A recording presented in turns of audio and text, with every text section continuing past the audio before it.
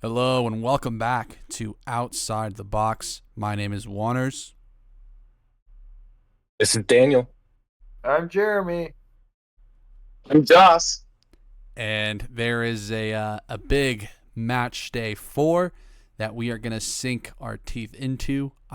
Fellas, before we even begin, I must say this past match day was I thoroughly enjoyed because we're getting to a point where teams are really starting to show what they're about, how they play, what they are. We got some early frauds. We have some teams that are still unbeaten in Vancouver, which I was the only one that said they would still be.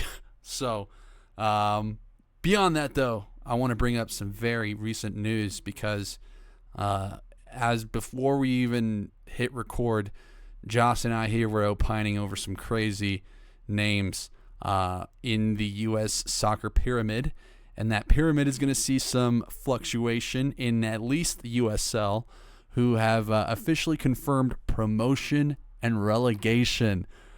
First of its kind, really, in the modern era here of soccer. I'm going to open up to anyone here who caught wind of that. What are your guys' immediate thoughts here on a pro rel soccer league coming? I want to start. I read on the Athletic article that announced it. I like to go through the comments on those because I feel like those are kind of the raw takes. And the top comment with the most upvotes was, I hope this sinks MLS. It's a dirty league. And I think the goal of Pro Rel and USL is to have some sort of rivalry with Major League Soccer because Major League Soccer operates as a closed league, much like the NFL or the NBA. Now, do I think that this will sink MLS? I don't because USL existed for a long time with no Pro Rel. So, and it had much worse funding, much worse players, and it still existed. I know teams would fold, teams would come and go, but overall, it was still an existed league. It's still a league that existed. Now, I think it's interesting though because it does add another dynamic, and Pro Rel it's become very popular in the U.S. In teams, shows like Ted Lasso, shows like Welcome to Wrexham. That idea that teams can't just tank and then be fine. Sporting Kansas City, that there is something that they need to worry about. It goes all the way to the end of the season, and what happens all throughout the season is very defining for how your season will go and how your team will be performing next year. I think there is some joy to that, and I think that people will be getting more and more into that. So I'm excited to see what USL does with it, if this will attract better talent, because I really think that it is the talent level that MLS will have over USL that will make sure that MLS stays as a league. But I think that Don Garber and the people at MLS will at least be looking out for it. I want to open it up to y'all. How are we feeling about Pro Rel coming to MLS? I know this is like the biggest the biggest contention point for a lot of people when it comes to following the league and wanting what Josh alluded to of that spirit of championing up a team from the bottom leagues. We were kind of opining again for how cool would it be to own one of these lower level league clubs.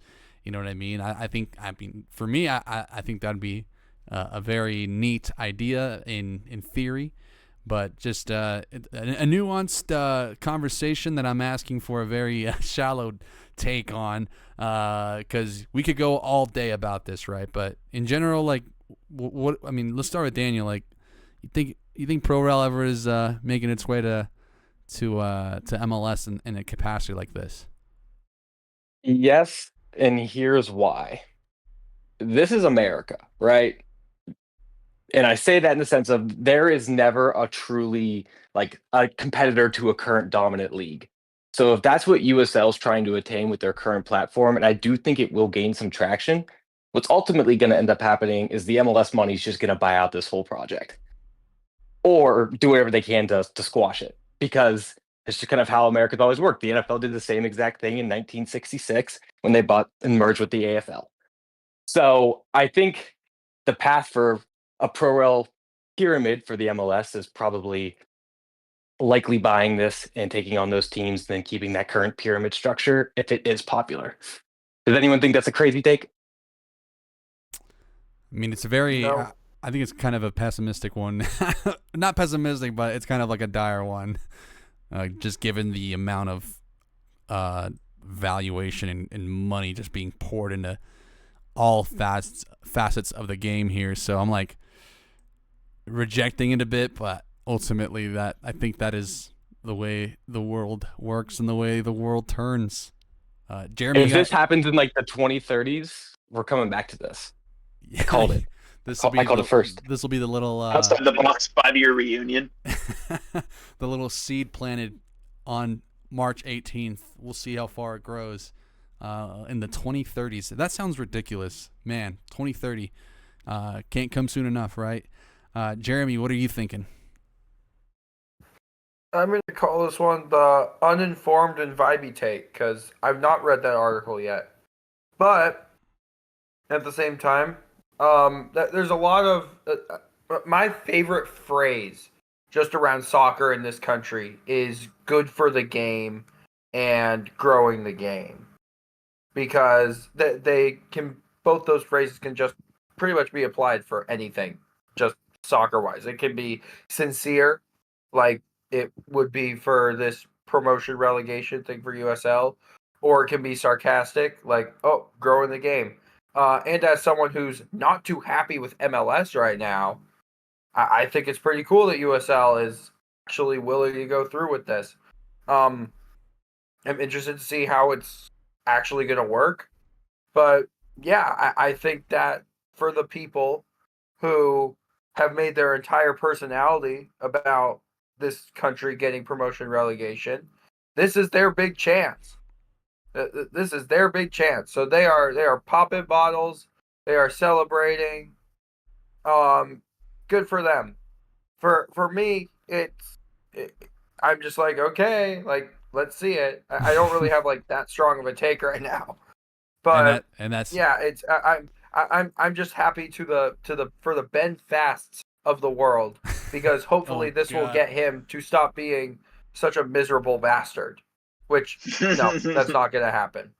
But yeah, good for those guys. Well, as we know, MLS has been moving a couple of different ways, and Mr. Jeremy here very upset. I have a inkling as to why that may be, and we may as well go straight to it. Get it out the way. Rip the Band-Aid off, right, Jeremy? Let's take us to Providence Park. 1-1 draw for Portland and LA Galaxy. Portland, a first half goal scored by Jeremy. Help me out. Felipe Mora. Which is how, Thank you. That's how the in-stadium announcer says his name. Amazing. Yeah. Unfortunately, on the other end, though, and late in the second half, Christian Ramirez pops up, scores a goal, and some controversy at the end. I'll let Jeremy kind of take us through the ending sequence here of the match.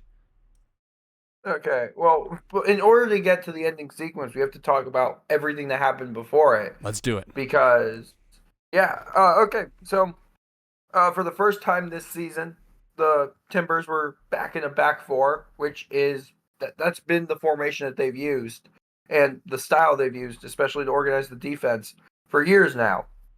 And at the start of the season, because they didn't have as many attackers available as they definitely wanted to due to injuries, Phil Neville decided we're going to play a back three.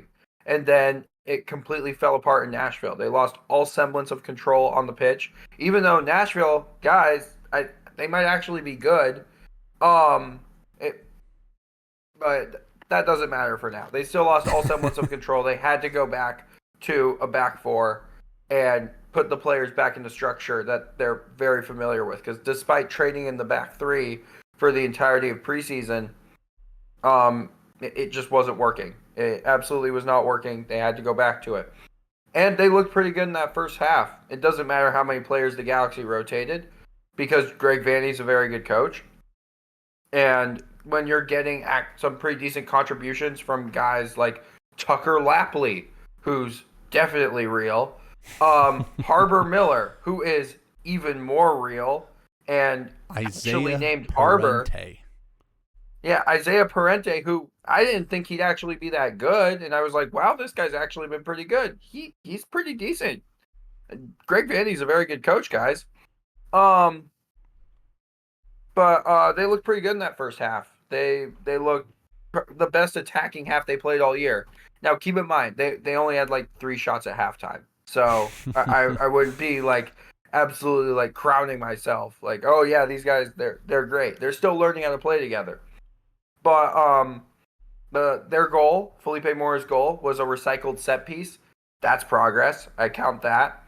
But the concession, the Christian Ramirez goal, that is a long ball over the top, which has just given them nothing but grief all season. Kamal Miller's red card against Vancouver, long ball over the top.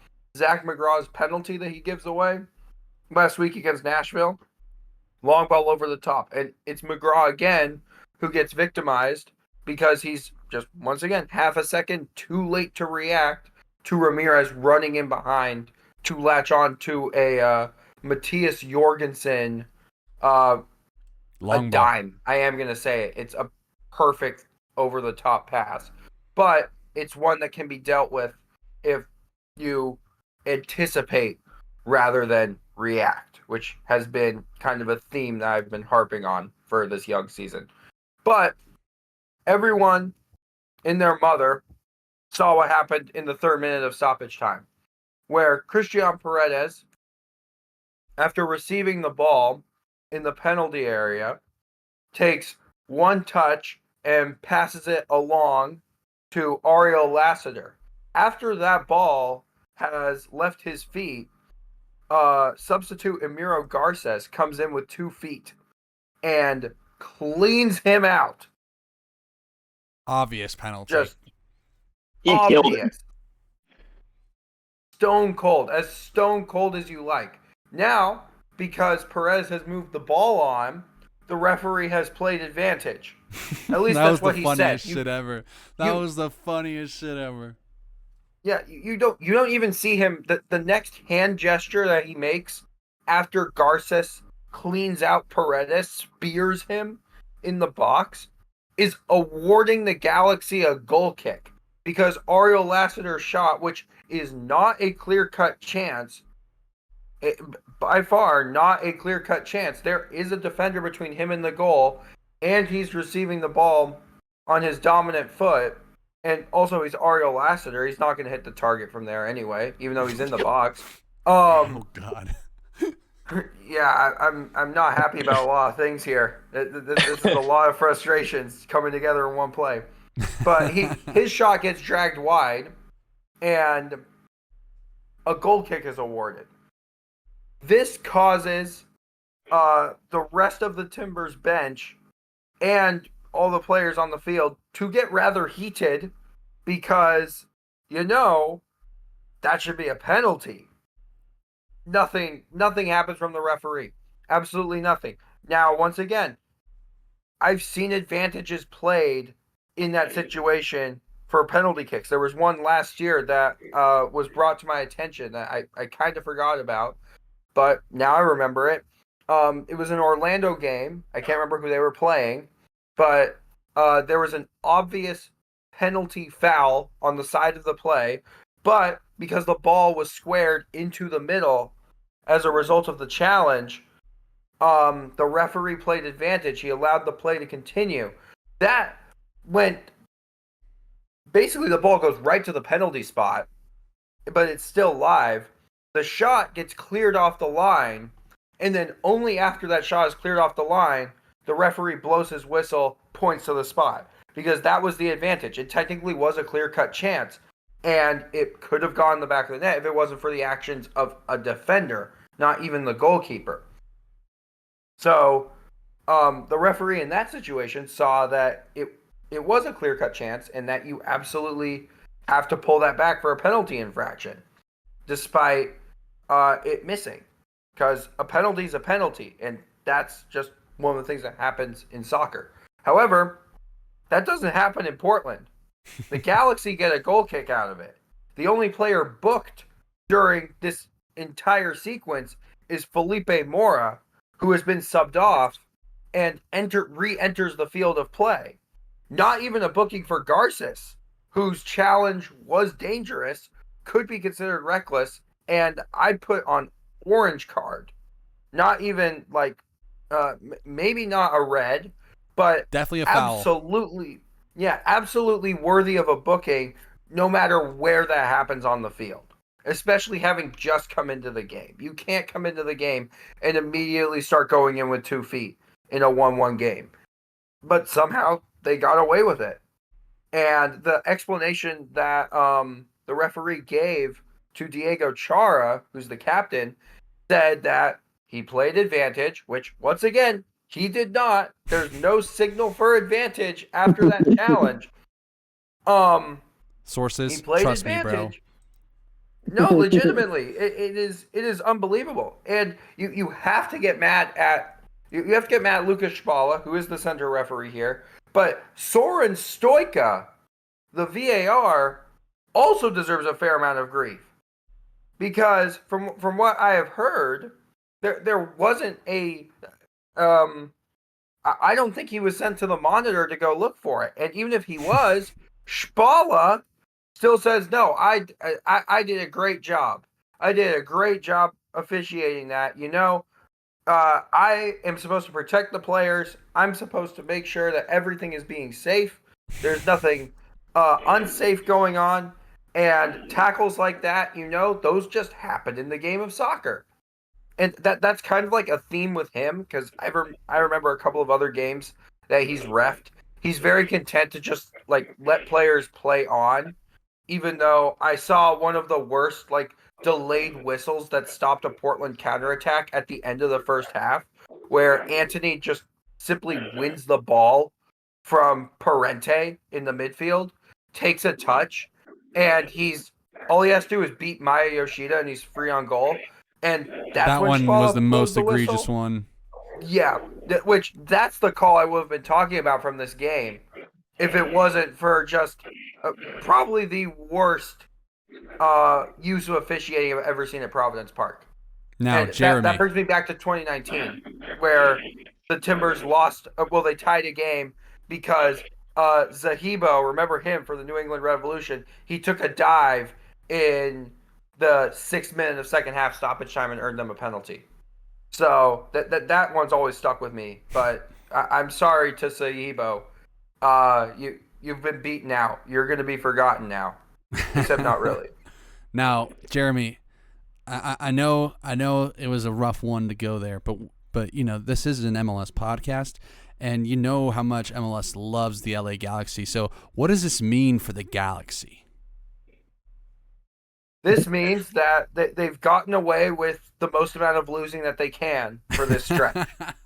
I don't see any other explanation for that. And they looked fine. I will say this, they did look fine. They looked a lot better after Portland took the lead, even though I'm not sure how much of that is credited to just the Timbers and their own anxiety, not allowing them to keep the pressure on and push for the second goal, which they absolutely should have, or just the Galaxy desperate for a point and how much they went forward. And it's really ironic because this is a team that's known for really intricate combination play in the middle and final third, and they got their equalizer just from a simple ball over the top. They kind of remind me a lot about this other team that also snapped their losing streak, because at least the Galaxy had a little bit of a flow here, a little bit of some movement in their attacks. I want to shift over to Sporting Kansas City, because and Mr. Joss was in attendance for this one. A 3-3 thriller after Hassani Dotson in the 15th minute, absolute scorcher of a goal. Gets Minnesota up 1-0. Then we get to Tani Oloashei, 31st minute, gets a goal. And then he gets another one right immediately to start the half. Sporting Kansas City at this point are on the ropes. But, Josh, what ended up happening here? Talk us through the rest of these goals, man. Let me talk you through the vibe in the stadium as we're 3-0 down in the 46th minute. I would say that you could feel the energy of the crowd dissipating, but it had kind of already happened. The crowd had already decided that this was not a game they were going to show up for. And so it was already a pretty empty stadium.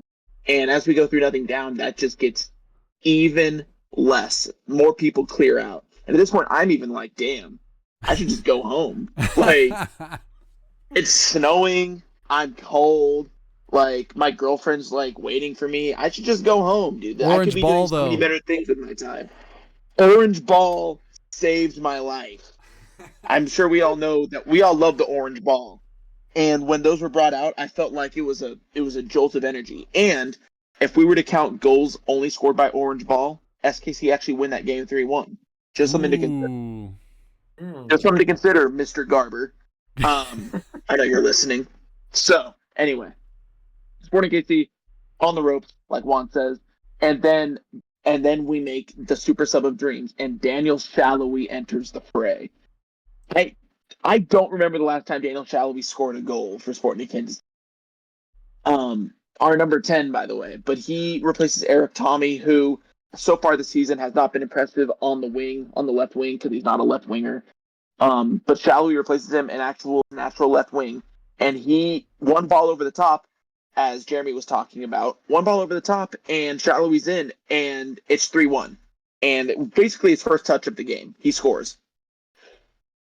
The stadium vibe gets a little different. We're like, okay. I mean, I was there with a friend. My friend told me that he wouldn't celebrate if we scored to make it 3-1, and he didn't. To be fair to him, he did not celebrate. But, vibes are shifting a little bit. I'm still chanting that we lose. You're nothing special. We lose every week. But people are kind of coming around to it. And then an own goal from our underperforming Russian, Shoppy. He doesn't score the own goal. He causes the own goal. Morris Duggan. Duggan, there he is. fan of the channel. Big fans here at Outside the Box of Duggan, just because simply one of the best MLS names in the league. He scores an own goal to make it 3-2. And now it's like, okay, momentum in soccer is probably is the most dangerous thing in soccer, I think. I think soccer is the sport that you feel the momentum the most. I don't know if you guys agree or disagree. I agree 100%.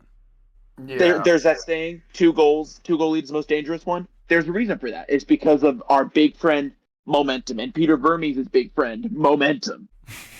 Because I think it was like the 81st minute, a long ball over the top again, and I can talk about this later as soon as I'm done recapping the goals. Long ball over the top again. Daniel Shallowy is headed away by the Minnesota defense, who are kind of on the ropes at this point. Daniel Shallowy collects, plays a really kind of a poor cross in, and is cleared out partially by Minnesota. And Manu Garcia presses, and he wins the ball back like right on the edge of the box. Plays it to Dejan Joveljic. Dejan Joveljic kind of sells Michael Boxall back to New Zealand and places it just beautiful off the post and in. And for a pretty empty stadium at this point, it was pretty electric too. Like, everyone's celebrating. People are taking their shirts off. Like, I was standing there with my friend and then some guys from Nebraska that had never been to an game before. And damn, they picked a good one to go to. And we're all hugging each other. And we're like, damn, let's go. Minnesota have a penalty awarded to them for a handball by Joaquin Fernandez. That's taken away on VAR. And then in like the 92nd minute, Yeboah goes through, wrestles with Fernandez, actually I think it's Kyrie Shelton, wrestles with Polskamp, manages to win the ball, plays the ball across to Sang Bin for him to tap into an empty net, and he skies it. Dude, I wouldn't be surprised if the Nebraska Furniture Mart across the street wasn't collecting them. Yeah. Like, the Nebraska Furniture Mart across the street is probably selling that ball today, because it probably landed at their front door. He skied this shot. The crowd goes crazy. It was probably the loudest cheer of the night so far, because you didn't lose. Like, we didn't lose. We snapped our losing streak, and it felt amazing. The first time in Sporting KC's history or Kansas City Wizard history that they've come back from 3 goals down to not lose a game. So, is this a turnaround? I don't know, because we still had to go 3 goals down before we started playing. But it was nice to see Daniel Shallowy have an impact. I know I talked about him when we in our first episode. I think that he will have a larger impact this season because I think Joveljic, it suits his game more. But talking about what happened was it was these long balls over the top, and I got some inside information from some guys that write about the club. They were saying that at training all week, they practiced that. That was their focus, is playing these long balls over the top and hoping that was a weakness that they had identified in Minnesota. And then for the entire first half, they decided not to do it. I couldn't tell you why, but they decided not to do it, and they got killed on the counter. And then as soon as we play, I think like I said, 2, and they result in goals either directly or indirectly. So it felt good to kind of get that off the chest. I also appreciate Juan. Thank you for giving me this game. I've been given some boring games, and now I get the game of the year so far. Well, I think it is. I think it's probably the game of the year. 3-3 thriller coming back from 3 goals down. I'm biased, but it's my orange ball for all of you non-Minnesota or SKC fans. It's probably the game of the year, so just for the orange ball. So I really appreciate that, and I feel good. It feels good to break the duck. Maybe these are baby steps. I doubt it. I wouldn't be surprised if we lost. I tweeted out that graphic of Ronald Koeman, Southampton, and he has all L's except for 1 draw against Villa and then W against Arsenal. That could be what this is, but it's just nice to come on this podcast and not talk about a losing KC. Well, I don't think we're too far from that because I am gonna shit on SKC here a little bit. All those goals, man, were such fake goals. I don't know, SKC doesn't play well. You know what I mean? Even still, and that's where I'm like, fuck. That's the only thing I'm like. If only they played well, then this would have been for me. This is Minnesota dropping their, shooting themselves in the foot 3 times. Because I really thought they had. I mean, I thought Minnesota just had SKC clocked here. I don't know what happened, but they've been known to do that. Power of friendship. Power of friendship too. True. Oh yeah. Also, speaking of Shallowy, that is his first goal of the season. Joss, can you tell me the last time Daniel Shallowy scored before last weekend? I have it up right now. Well, when was the last time he scored for SKC in a competitive match? Okay, you're saying competitive match. That makes me think it was maybe Open Cup against Union Omaha. Did he get it? No, it's not that. And by the way, since that Union Omaha game, good for bringing that up. That game was on May 8th. Since then, this is his 3rd goal to that goal last weekend. That is his 3rd goal that he has scored since then, including one on May 11th, which was 3 days after that Union Omaha game, and then the most recent one before this past weekend, August 24th, in a 3-0 win against Orlando. And this is despite him having several starts. There's a lot of starts on this match log. Yep. And not a lot of goals. So I agree with Joss that if SKC want to be the best versions of themselves, they need Daniel Shallowy to be a pest on the left wing. Inversely, for Minnesota, they need that defense to come through for them. I know their center back core's kind of yet to have a real established guy. I really like Morris Duggan, but one team that actually is very defensively sound, among the best defenses in the league. We're going to go over to Daniel. Charlotte FC beating Cincinnati 2-0. My biggest thing about Cincinnati here was their center back core. Since trading Cheeto Awazium and Ian Murphy, I had a lot of Cincinnati fans in my mentions saying we're good at center back.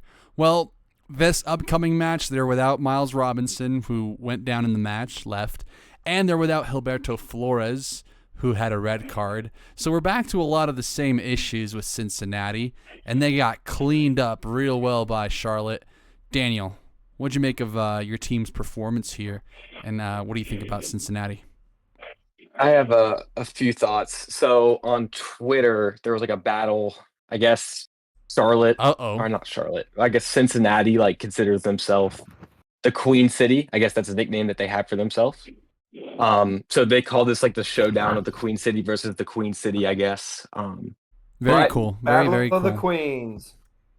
Yeah, Battle of the Queen. But very, very happy to say that Charlotte is the king or the queen, I guess, so to speak. Leal Abada finally got his goal in the 48th minute.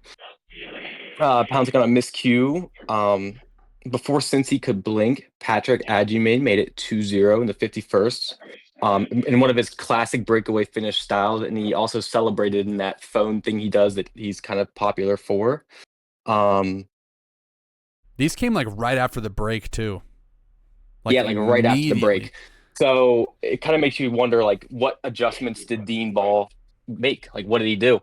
Because that was something that they struggled with against Miami, right? Was making adjustments on the fly for the second half. One could argue this is Dean Ball, keeping it very close in the first half and then showing out that, their attack in the second. Because, the first half was like this against, who was it, the home match? Was it, when did Zaha make his debut against? What was that side? Was it week 2? Yeah, what team? I'm already blanking, man. The season's going by, but too. That first game of Charlotte's home season kind of had the same thing where they just kept it really close, really compact in the first half, and then opened it up in the second. I think that is truly Dean Ball right then and there. But go on. Atlanta? Yeah, that was Atlanta. Atlanta, yes. Funny. Yeah, that was a good game. But getting back to it, sure, Cincinnati just wasn't very good, honestly. Did not come away impressed. I haven't really been impressed with them all season, but honestly, they've been playing a lot. They just took that loss in the CONCACAF Champions League the week, or I guess that Wednesday before. Positive for Charlotte, they covered the spread, so good teams win, great teams cover. But yeah, bizarre stat about this game. It took me a second to find this and look this up, but Cincinnati had a 10-game win streak on artificial turf that they just lost. So, fun fact. That streak has been going since 2022. They've also never scored at Charlotte, so can't really call yourself the Queen City if you can't score an open play goal against Charlotte. I am really liking Evander on Cincinnati. I'm sorry, Jeremy. None taken. It's probably like a little, that X you see go on and do crazy things. I know it has crazy things like losing at El Volcan. That is true. But I like how you reminded me of that. But I do think long term Evander's going to be an issue. Denke is an issue already. He's just electric, and I think this might be the last we see Cincinnati really struggle. They got pelted by Charlotte here, and so got to figure out that center back core. But overall, I thought it was a very good match. And especially the second half, I thought Cincinnati definitely did look to want, they didn't just take it, I guess I should say. But overall, feels good to be top 10 in the Shield. I'll take it. Yeah. Has Charlotte lost yet? I think it's just been draws and wins, right? They lost to Miami last week. Yeah, we lost to Miami last week. Damn. 10-man Miami doing it again. Best team in the league, Miami with 10 men. So that surprisingly leaves the Colorado Rapids as the only unbeaten team here on the podcast, at least, with a fan. The Rapids traveled to San Jose. I recorded Burgundy Banter earlier, so if you want the full scoop on that one, you can go check it out. But San Jose mostly, it should have been their game. Really, they had plenty of opportunities to score. Ran into a brick wall named Zach Steffen. Did any of you guys catch this match, or were even able to see the San Jose? Because here's the thing: last week they played Minnesota, strong defensively, and built to kind of beat them. Rapids, same thing. I don't think San Jose is going to be, starving for goals. And if they are, it's time to sound the alarm a bit. But I think they just came up against two really strong teams that are in a much better position than them. Yeah, I tend to agree with that. But my takeaway is on the Colorado side, because if I remember on the preview pod that we did, I spoke about just how bad Zach Steffen was last year and how much that needed to change in order for the Rapids to improve this year. He's been doing it, and I think they're going to miss him this upcoming weekend when the Portland Timbers come to town. Yeah, that's that's the first ever outside the box matchup here. Yeah, I'm not looking forward to it, but hey, anything can happen in altitude. I've seen the Timbers win, draw 3-3. That felt like a loss in a foot of snow. I was at that one too. 2019 there. Yeah, that was an experience. But yeah, Colorado. I think they executed their game plan pretty well. San Jose, obviously, they should have scored more than one goal. But the bigger takeaway that I have for Colorado is, despite only having 34% possession, taking 9 shots, and only putting 4 of them on target, their XG on the day was 1.85. So this was a bit of a step backward for San Jose's defense. They kept conceding big chances, and they got punished one too many times in order for them to drop points at home. So that's just more stuff for Bruce Arena to fix. I'm not as concerned with San Jose in the long run, like you, Juan. But yeah, I think it was just a pretty mature, well executed performance from the Colorado Rapids. Absolutely, I'm full agreement. Colorado Rapids, also a top 10 team in the Supporter Shield. Look at that.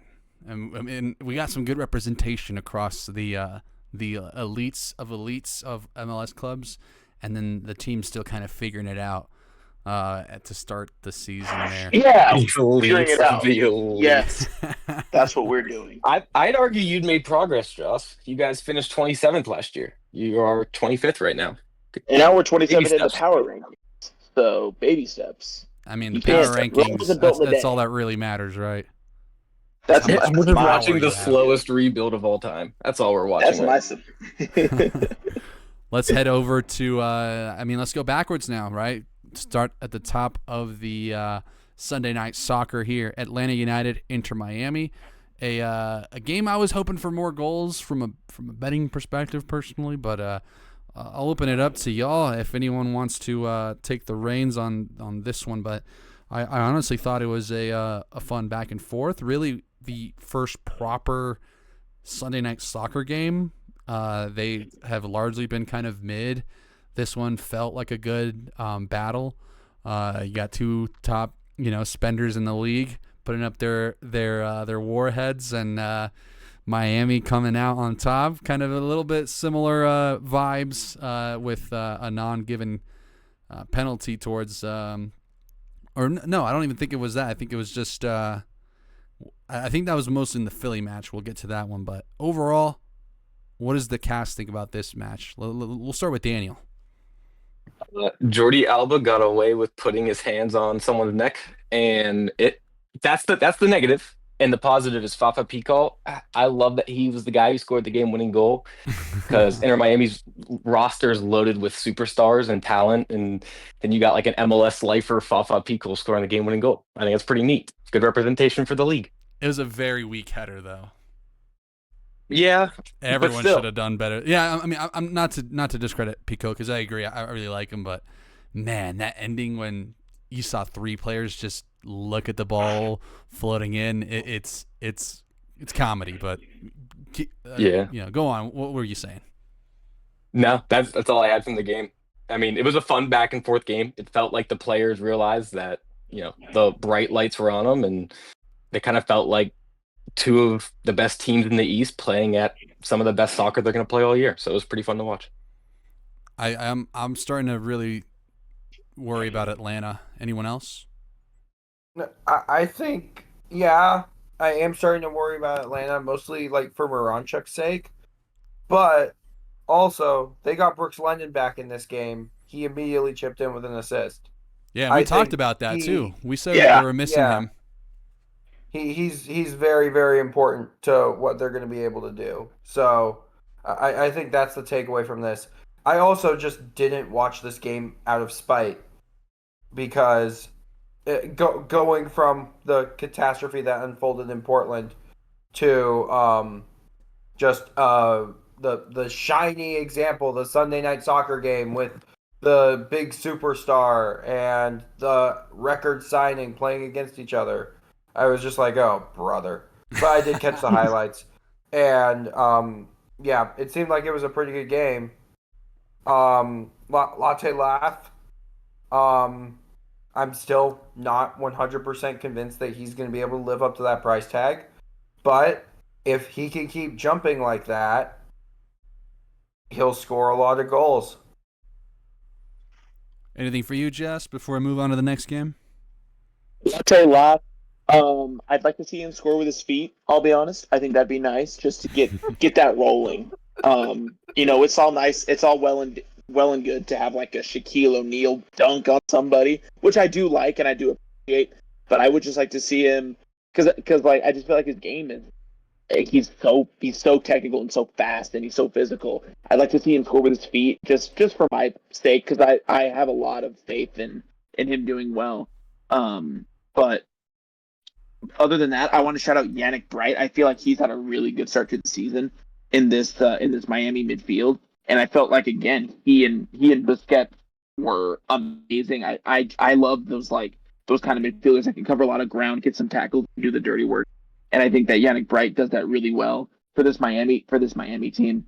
And also Brad Guzan. I know he didn't cover himself in glory on the Pico winner, but golly, man, he's 40 years old, and some of the saves he was making, are you kidding me? He had 6 saves in this game, including just I think one from Messi where I saw that one, like off his fingertips. He was just kind of threw a hand. And at Messi kind of showed some respect there. Yeah, I think Messi was like, damn, you did damn, you got that in your bag, bro. Damn, you got that here. You shouldn't be here. AARP are calling. What are you doing here? I think Brad Guzan, my GOAT, still doing it. Good for him. And then speaking of Messi, the goal he scored. Oh my God! Was it Gregerson or was it Williams that he just absolutely? It was Williams. Yeah, not a good stop there, man. Made him look silly. That was all Messi from winning it to then just even that build up that was mostly him on that. So I think it's what's interesting, like Messi, like you said, Messi winning that was like all in that secondhand press. I don't think I ever saw Messi do that when he was in Paris. I think he genuinely likes it here more than he at PSG. Well, when you can handpick the coach and bring your buddies in and everyone is throwing themselves at your feet because throwing themselves money at your feet. I kind of get where he's coming from there too. Yeah, fair.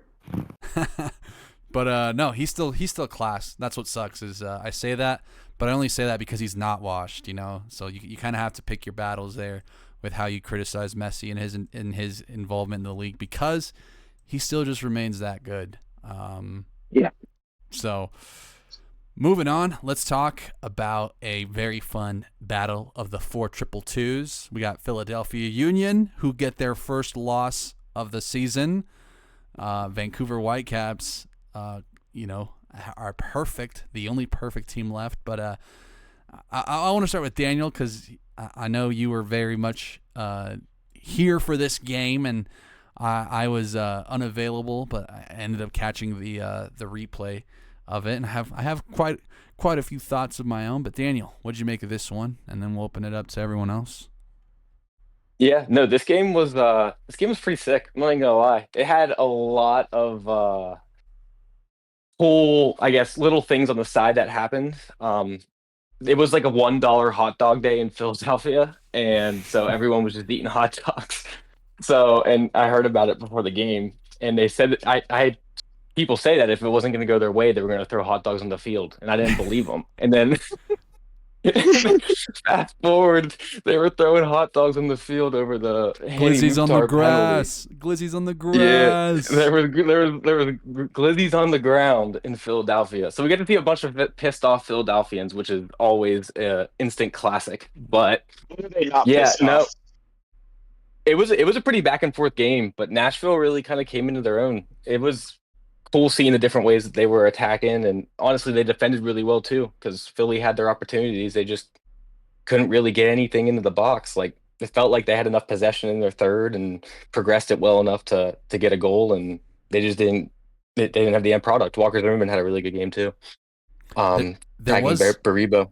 There was a missed call for a penalty at 2-1 for Philadelphia. I can only imagine what that penalty would have done to change the game, because at that point 2-2, really bad. And you're heading into the final 15 minutes, we should have been in for a very good game, especially given both of these teams' qualities. And Philadelphia Union they come out strong and forceful, and then by the end they're kind of a lot less prone to press throughout the end. But kind of we'll open it up to y'all. Anyone else had any interesting takes here? My favorite Nashville player so far has been Andy Nahar. Man, what a freaking player still, and it kind of gives me flashbacks to when he first started with DC United, and to see him now, I'm like, damn, that is a MLS Streets will always remember player, Andy Nahar. But let's go to Jeremy, because I know you mentioned Nashville being good. So what do you make of them? I just think that the structure that Callahan has implemented isn't, well, like Gary Smith, when he was there, he implemented a structure that was built on just getting maybe one goal and being able to protect whatever lead they had. This Nashville team, and I think two of the winter signings have really helped them become better on the ball. The first one is Eddie Tagseth, who, he's very, very, very good. Mm-hmm. He's incredible. He's adapted really well. He runs that midfield now. And then the other one is their U22 initiative winger, Ahmed Qasim. So good as well. That was another really good find by Mike Jacobs. So they have two direct wingers on each side, because Schaffelberg made his return in this game too. And he was basically their only real direct threat last year, especially from wide areas. So now you have two of those guys who will be starting alongside each other. You have Mukhtar and Surridge, who, it seems like the thing with Mukhtar and Surridge has just been will they ever learn to play together? I think they've learned to play together now. Especially Surridge, because Surridge's goal in this game was extremely well taken. He bodied Makanya, dude. He was bodied Makanya, put over Westfeld on skates. Yeah, unbelievably good goal from him. But this team is now, I think they're just as dangerous on the ball as they were off of it. And that was their biggest weakness under Gary Smith. There really wasn't a ton of on-ball creativity and just consistent ways to manufacture goals outside of Mukhtar being one of the best players in the league during the first few years of his tenure there. So now that their on-ball ability has caught up to their off-ball ability, I think they're easily a playoff team. I don't think they crack the top 4 in the East because it's still really loaded. But There's I something could there. see them getting, yeah, I could see them getting up to 5th if they keep building on this and just avoid any major injuries, particularly to Nahar and Tagseth, who I think are very, very important to this team. Anyone else want to mention anything before we move on? I'm going to echo Jeremy's point about Tag Seth. Also, Tag Seth went over and did the salute with Mukhtar after the penalty, and I love just the shit-eating grin that was on his face.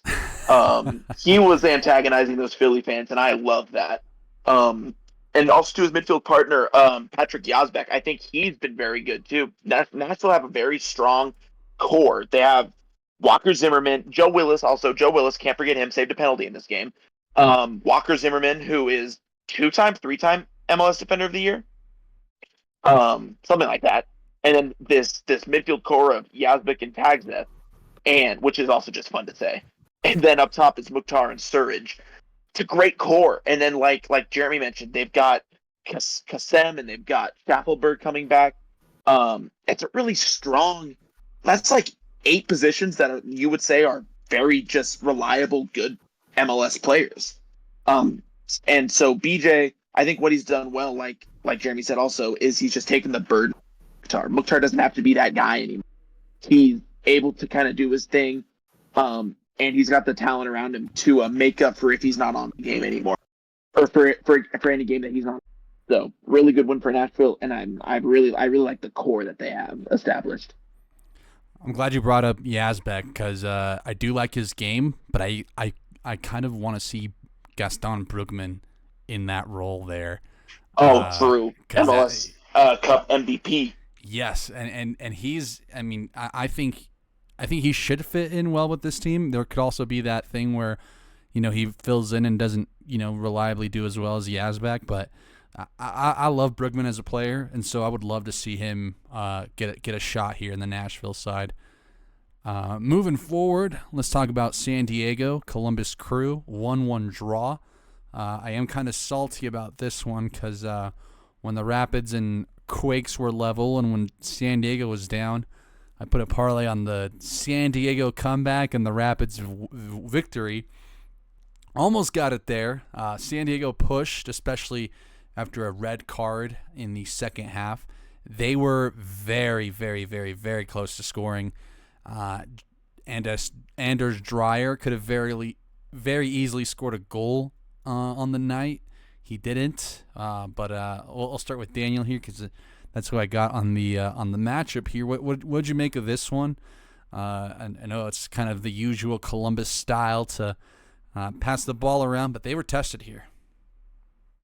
Yeah, this game lived up to the mental hype I had in for it, for the main reason that this kind of set a marker of how good is San Diego really, because Columbus can beat just about anybody on any given day. And it kind of looked like that's what was going to happen in the first half. They dominated possession like they always do. Arston got his goal early, who just shout out Max Arston. He just got a call up to the U.S. men's national team for Nations League. Love that. So good Love for him. Arston. He's that. Good. He's very good. And of all people, the assist came from Dejuan Jones. Happy he finally got his first assist of the season. Fun facts about Max Arston. He's actually from Fresno, California. So it's kind of like he crashed that party. He also scored the first ever goal in San Diego FC Snapdragon home history. So good for him. Correct. Yeah. Look at that. Yeah. Very, very cool. So yeah, they just dominated the first half and it looked like, it was going to be a normal Columbus game. San Diego picked up the tempo in the second half like they do.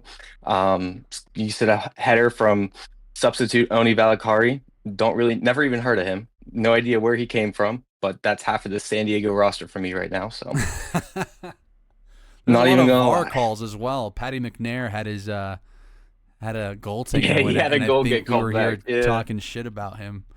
So it almost happened. Joss was talking shit. He almost got his goal. But yeah, no, that was a cool moment. That was a cool moment. But yeah, Oni Valakari is gonna. Oh, I actually saw a stat about that too. So they did get that goal while they had a red card, but Madsen was also getting checked for a head injury at the time too. So they scored that goal with 9 men on the field, not 10. So Oh, okay. yeah, Interesting. that's the only quick tidbit I have about that.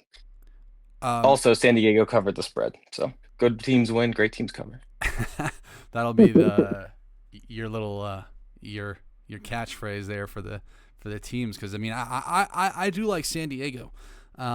We saw Willie Camado and Luca Bombino in as fullbacks. I don't know if they. I like Kumado. I think he has the right profile of that wingback, but something about Jasper Loffelson that's just vibes on the right back. I kind of prefer him there. I don't know why, but I've always liked Jasper Loffelson. I was really sad he didn't work out on the Rapids.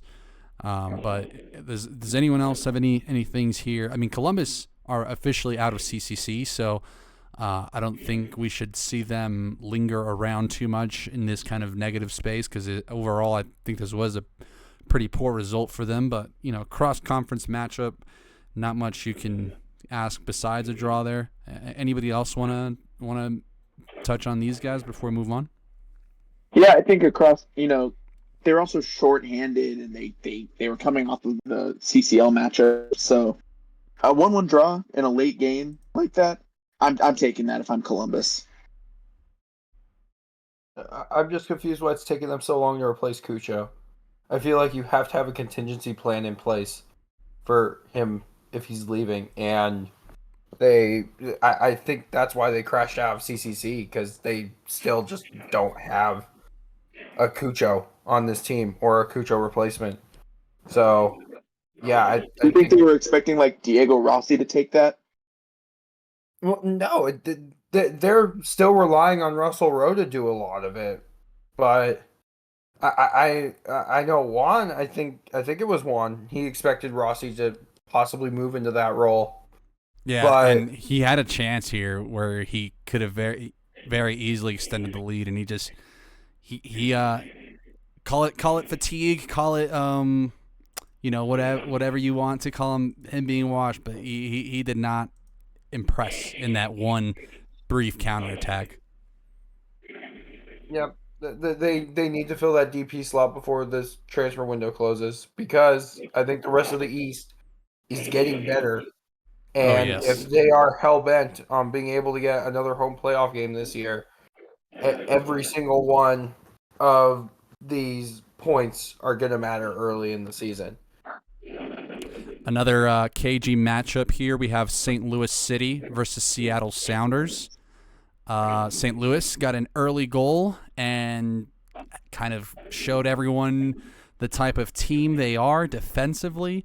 There was a moment here in this match where St. Louis is pressing and they miss, right? Like the press they didn't win the ball back, and Hartel turns around to readjust on defense. I was like, this is some proper Simeone shit if we're getting St. Louis just playing defense like Simeone. But we'll go over to Josh since I have him for this one, and I'd love to hear always up for a nice Jeremy take on the Sounders, his favorite team. What did you think of this one, Josh? I am too. I'm always up for it. Jeremy, I'm not sure on the the rules about the keep getting away with this meter. I'm not sure how many moments there were in this game. I'm sorry, I wasn't keeping track. I don't want to do your system any ill justice or anything like that. So they almost did at the end with an Obed Vargas penalty call, but he used his hand in the build-up. Yes. Was that would count, right? If that penalty had gone through, that would count. Okay, got it. Okay. I feel like 100%. if that penalty was given and not the Portland one, I think we would have seen a crash out unlike any other from Jeremy. I think we would have seen the last of Jeremy. I think that would have been it. Also, by the way, it's time to introduce the counter to the they can't keep getting away with this.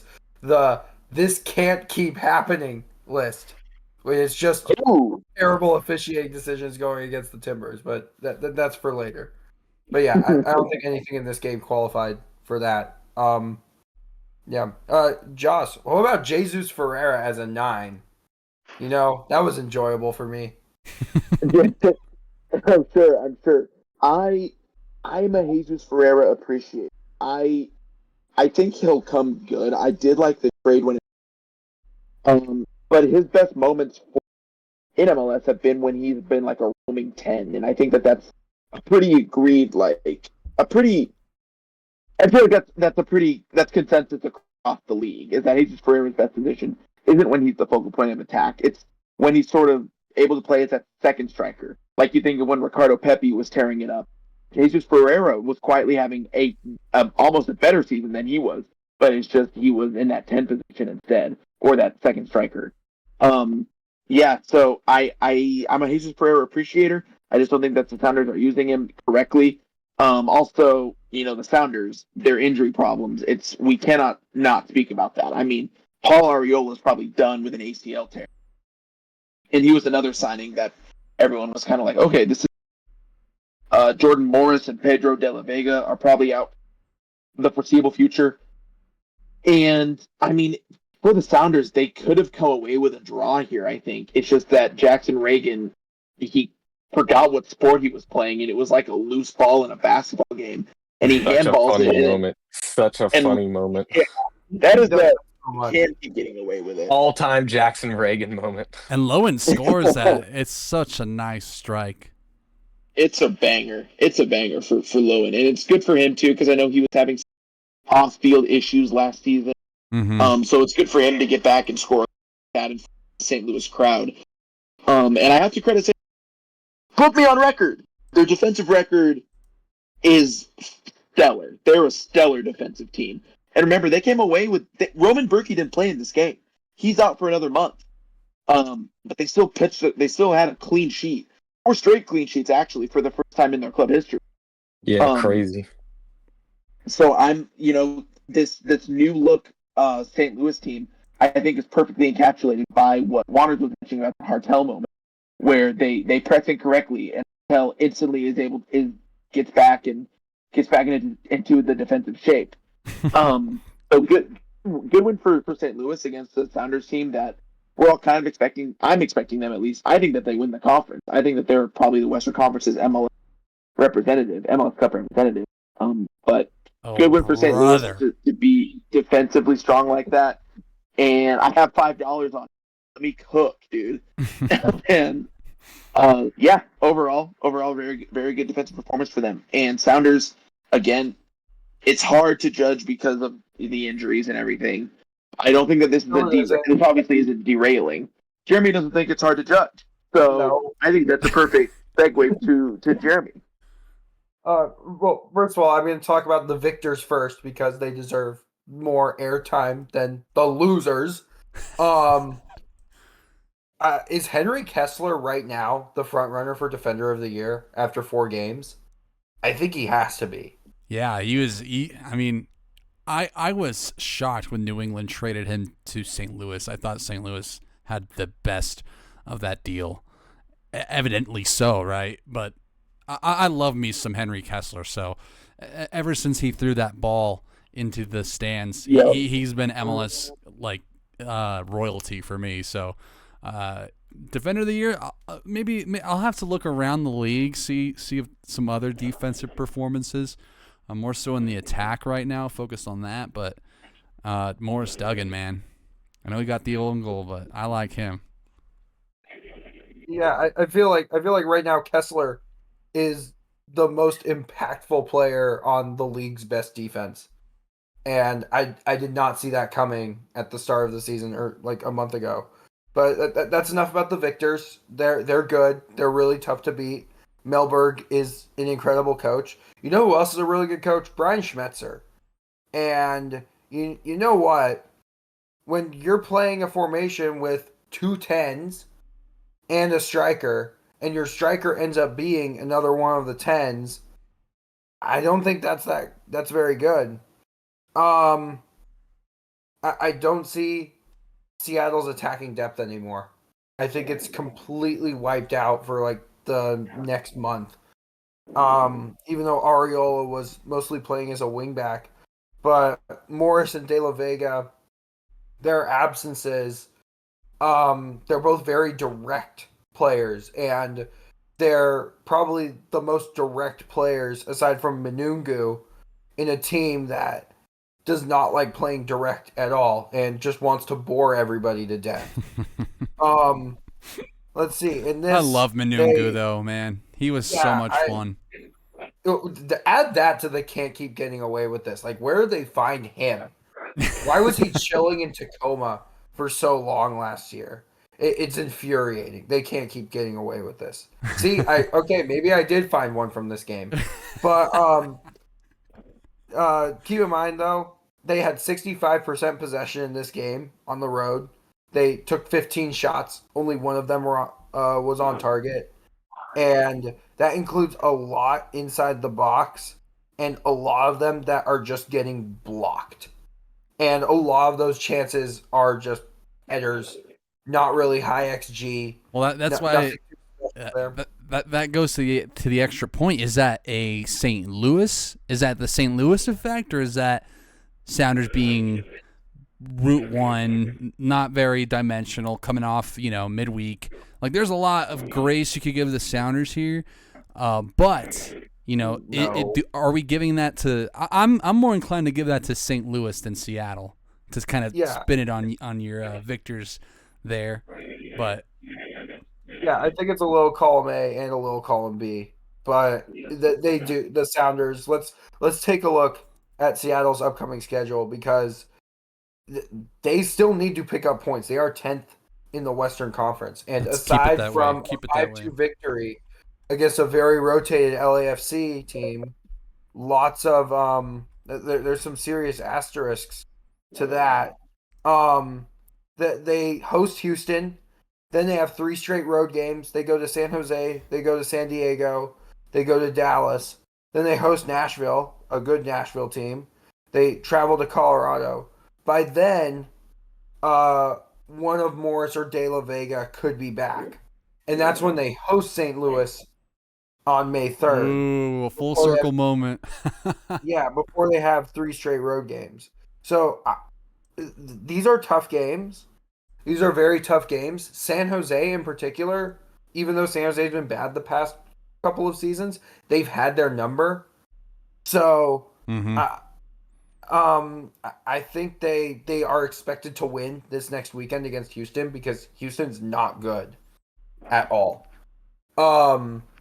And then just those 3 straight road games, I think if they can pick up, let's see, out of 5 games, that's 15 possible points. If they can pick up 9 points out of these upcoming games, I think that would be a success for them. So I think if they're able to win at least 3 of these, ideally, they're both of the home games, which are against Nashville and Houston, and then one of those road games, which I'm thinking probably going to be that Dallas game. I have a feeling that's the game where Ferreira's probably going to get his first Sounders goal. Just because, Poetic. Yeah. Poetic. Yeah, I'm not like pushing a panic button for them or anything, because I know they're still a very, very good team, but it's something to keep an eye on. I think that Schmetzer has to do quite a bit more to fix this back line. Well, not so much fix the back line, but fix the attack. Well, I mean, he could fix the back line. I've never been all that impressed by Jackson Reagan, but yeah, I just don't. They're not the well-oiled machine that everyone thought they were, but a lot of that's due to just how big these injuries are. What are you saying, Daniel? I just don't think they're playing Jesus Ferreira right. I mean, his best run of form was in 2022 when he had 9 goals in the Gold Cup and 18 goals and 6 assists for FC Dallas. And that's because he was playing more like a striker and not like this false 9 everyone had been playing. So I agree with Joss. I don't think he's being played correctly. I feel like they're kind of wasting him. But I guess with the depth they have, they can waste. So this is one of my pet peeves, is like when a team makes a good signing and the signing clearly has a style of play and a position, that is anything. and then the team just doesn't play them there. Like, yeah, have they not been watching? Do they not have the tapes of them not playing in their preferred position? And you know what I mean? That's just a dream of mine. That I feel like I would know. It just doesn't make sense. Anyone who knows ball would say that Jesus Ferreira in 2022 and 2023 was a better striker than Jordan Morris.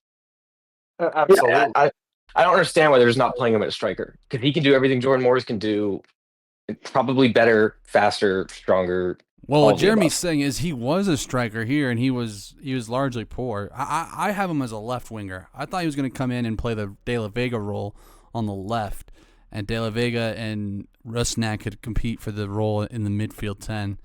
But I'm gonna take a page from Jeremy's here because we have been talking about Seattle for a while, and I'm just gonna change gears over to Jeremy mentioned them. Houston are bad. The one thing I want to say here on both goals is you had Jack McGlynn lose his marker on both of those goals, man, and that kind of took me back to what Jeremy said. They are asking way too much of McGlynn. So Jeremy, I mean, what'd you make of this one? Are you with me that RSL are looking like some frauds out there? Absolutely. Based on the statistical breakdown of this game, Houston had 2.15 XG, RSL at 0.94. They win 2-1. It's not a complete FMing. Pretty damn close. Especially after Houston kind of dominated the second half, but Ponce needed that goal more than anything. He's been kind of disappointing since coming.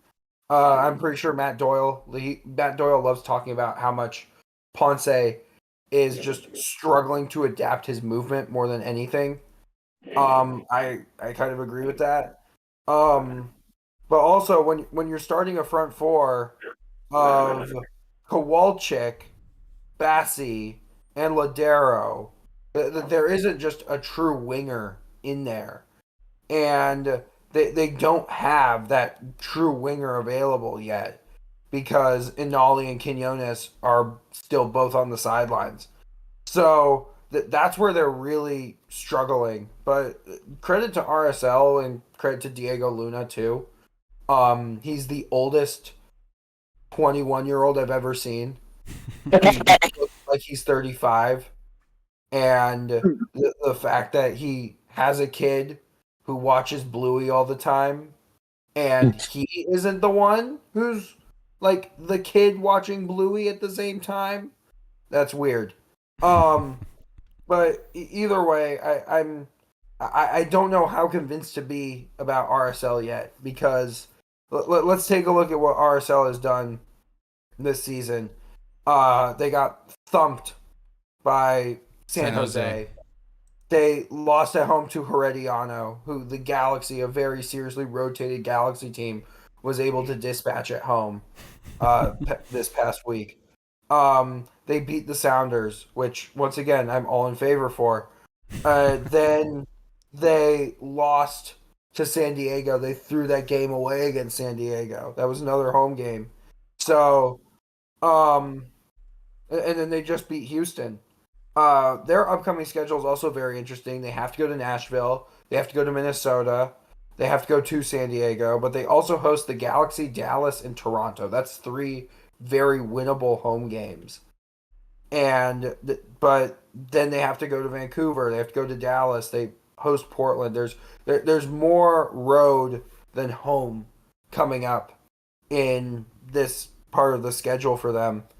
And as of right now, I'm not ready to like fully punch the fraud button, because I see the quality in some of the chances that they've been creating, and Luna in particular is their most important player, which I thought would be Diego Gonçalves at this point, but I can be wrong about that. By the way, Gonçalves, according to the stats here, no chances created in this game. Yeah, dude. I want to speak on this because he is he's looking like a Driussi type where you have to create for him, and I don't think I don't think Luna's going to have an issue doing that at all. I think Luna is kind of reminds me of Brian Gutierrez, a very selfless player, is going to make that pass, right? But still, as like Gonçalves, like he is like the most like I know I say this having Kevin Cabral on my team, but Gonçalves is up there for me in terms of like fake DPs. You know what I mean? So I don't like his game. I don't like how how he has fit. He kind of gives off more of a striker vibe. I don't know why they don't just put him up there. I thought maybe you could do a false 9 with him. I don't know if that would work, but yeah, not feeling Gonçalves here. Anyone else want to mention anything about these teams before we move on? It was the battle of who regressed the least. And RSL came out on top this time. We'll see who wins round 2. That's a very like pessimistic way to look at it, but it's so right. Because Diego Luna spot 10. on. I love seeing Diego Luna like really come into his own in the 10 position. I need him to make it his own. I really like Diego Luna. He's a fun player, man. He is. It's kind of like the. It's a cool story, man. You know, coming in and I think he worked at like a soda shop or something. Dutch Bros. He was at Dutch Bros. That's what it was. That's what's up. While he was playing, just trying to make it. He's like, I just do this for my kid, to be like a model. And like you said, yeah, oldest 21-year-old I've ever seen. Moving on, let's talk FC Dallas, Vancouver Whitecaps. Had Daniel on it.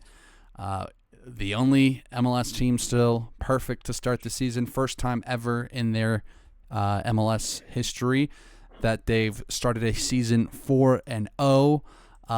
If it has been just the slight coaching change that has brought about this Vancouver revolution, it goes to show just how important your head coaching hire has to be. And man, I'm loving Vancouver Whitecaps right now.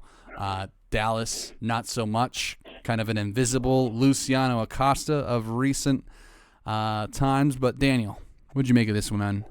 What are your thoughts? Yeah, I thought both teams played super cautiously, which didn't make a whole ton of sense from the Dallas approach of things, considering Vancouver is without Ryan Gold, which also led to Vancouver's strategy of playing significantly more counter-attacking than they normally would, allowing Dallas to have the ball a bit more because of it. That said, FC Dallas really struggled to break it down. They had 0 shots on goal the entire game. They had more corners than shots on goal. It was probably the first time, honestly, I don't want to sound pessimistic about Dallas, but it's the first time I've seen them. I mean, I tried going back quite a bit to see the last time they had a game with 0 shots on goal. It's been a long time. I got that whole way back to like 2021 and didn't find a single game. 0 the only consolation, 0.2 xG. That's insane. Go on though. Yeah, really, really, really bad. And then the most unlikely goal scorer, Tristan Blackman, scores the game-winning goal off a header. It was pretty shocking. I think he was even shocked based off his celebration after he scored. That he was kind of like, "What the hell just happened?" Yeah, pretty much. But yeah, no, it was a very, very, very bad game overall by Dallas. I really would have liked to have seen them, press on the front foot a little bit more, given the options that they do seem to have, because when they get in space, they seem like a really, really, really fast team that can play well in that space. They just have 0 end product right now. And I think a lot of that comes from, lack of service from the wingers, Luciano Acosta trying to do too much. Yeah, pretty much those are my big takeaways from this game. Oh, Vancouver covered. Good teams cover. Great teams cover. I liked you brought up Acosta because I also think he's doing too much. There's like a moment where he's like he has this like very rough touch and it's just very rudimentary for the Vancouver defender to just match his speed and then completely just like chumps him. There's so many times Acosta's just throwing his hands up looking to the sky, and I'm like, brother, this is on you, bro. Like, you're the reason the play died just now. So, yeah, I was kind of expecting FC Dallas to be rather poor with, Acosta as their primary kind of big get. It felt like a move just for the sake of a move. But so too did Peter Musa last year. He kind of had that same vibe. So, and look, he's now a very good player. So I kind of think that the Acosta experiment is still yet to be fully realized here. But overall, I'm starting to worry. I'm starting to feel like maybe it's a lot worse than I had initially thought. Anybody else have any thoughts here? I was gonna say maybe the experiment was really how many DP10s can we trade around the league before people start to get it. There was that carousel. Yeah. I just want to point out one more thing before we hand the floor over to anyone else. Yeah, that was the first time Vancouver's won a game in Frisco in a decade. So Vancouver can break the decade-long streak, but Seattle couldn't for me for my parlay 3 weeks ago. Okay. But I do have one thing to say about Vancouver. I have one thing to say about Dallas from this game. First of all, Vancouver, I was really worried about what they would do without Ryan Gauld just preseason when I didn't think they were that good. Now they are good, and they're able to cover for his absence. I didn't see that coming. I still don't think that their squad depth is incredibly good, but you know what? Who cares at this point? Like, Whitecaps fans, they had to endure kind of an offseason from hell. A lot of them loved Vanny, were very confused to see him go. And also the rumors of the team being put up for sale, which is true. But with that comes rumors of relocation. Yep. Because of a fear that they might not be able to get a soccer-specific stadium that they deserve. I think Vancouver Whitecaps fans, you can't tell them anything is bad right now. They're just so here for this vibes. Vibes. Yeah, they've had such a good week. It's been an unbelievably good week for them. Dallas, meanwhile, I don't want to talk about the attack. I want to talk about Osaze Urhogide. Their new center back. Yeah, Urhogide. They gotta find him. They gotta find the best choice partner for him. I'm convinced by him. No, he's awesome. That's a pretty good pickup. Yeah, he's awesome. He's very, very good. My main thing with him is I don't think you needed him here. You needed a backline leader because he's very good. He has all the physical tools, but the commanding a backline and shifting the backline, he, like you said, you need a partner for that. So I do think he's good, and long term he should be maybe not a dark horse pick for defender of the year, but like on a better team, he would absolutely be at least up there. You know what I mean? Yeah, they need a serious Tafari replacement, and I think he's done a very good job through the first 4 weeks of filling that role.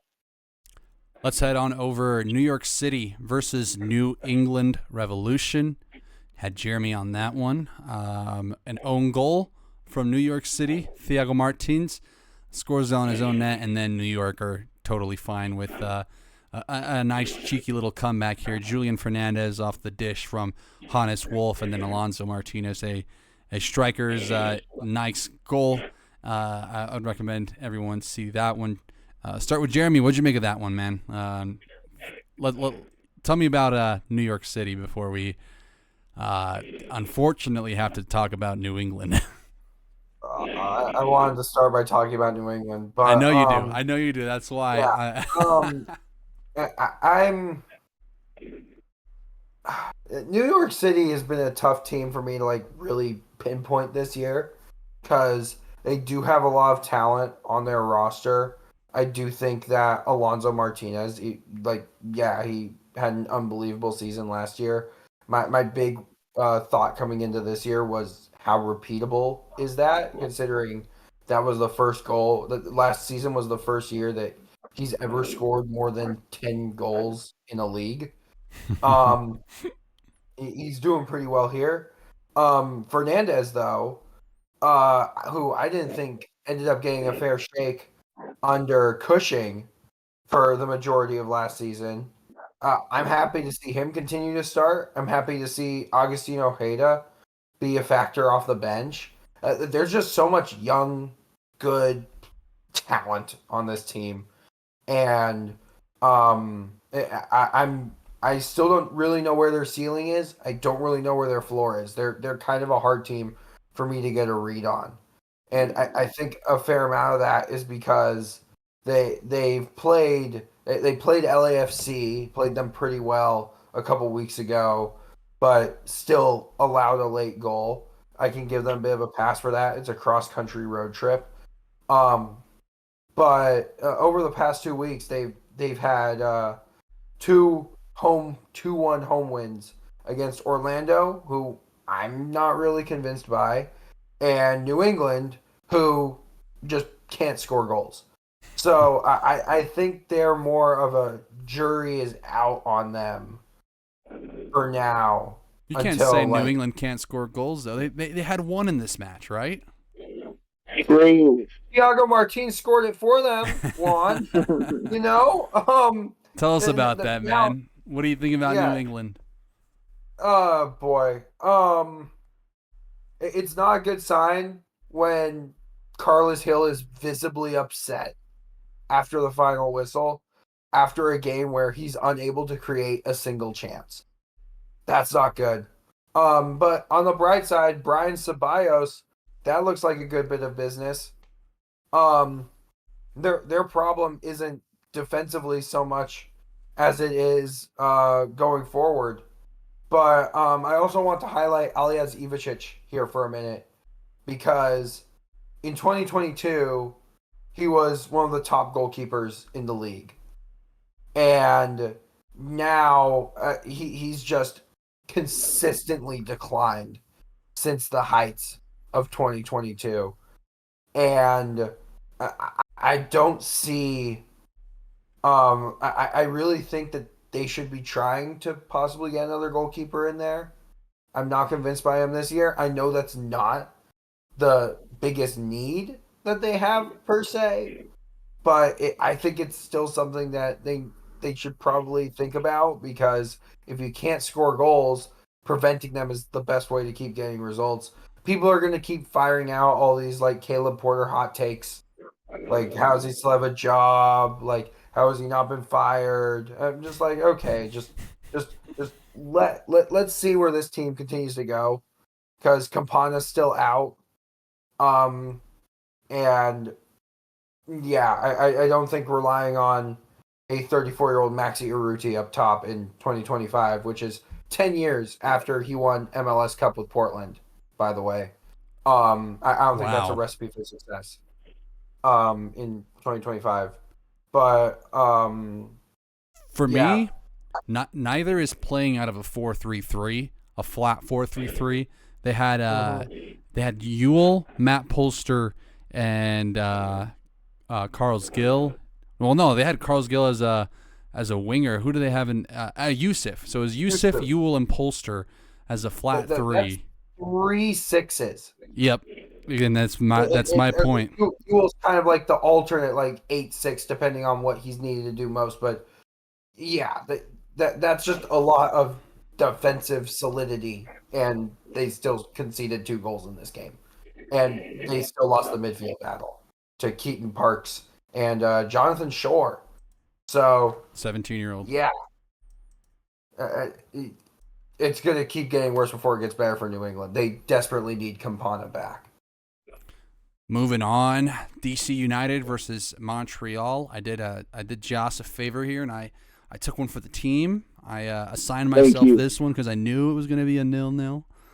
I actually really assigned myself because of, I think, Jeremy, you put it best with New York. I really can't get a read on these teams. And I went into this one hoping to get a read on both of these teams. And after a 0-0 where Benteke's goal got called off for a handball, and after a chance the other way for Montreal that didn't, that was only threatening late, very late. Nothing here, man. Like it's hard because Montreal are just a constant team that's always rotating players in and out. They give various players various chances. Ugoblo, if I'm saying that correctly, he's like their newest. Alexander Guboglo is their right wing back, 17 years old, who the coach said he's our starter. Like that is kind of how our how things are here. He's just the starter at 17. So good for Guboglo. I haven't really been impressed. Owosu, I think, is a good player for them. Dante Seeley made his debut here. There's not much I could say, really. David Schnegg is a great fullback. I really do like what they have in Schnegg, who came towards the end of last year. But does anybody else want to dive into this 0-0? Anything they saw in this one? Not all at once now. the only funny moment that happened in this game, and I don't know why I always get a kick out of this, but when Christian Benteke scored in the 27th minute and it got called back, he celebrated the goal, and then they called it back. I don't know why I always get a crack out of big celebrations that get called back. Always cracks me up.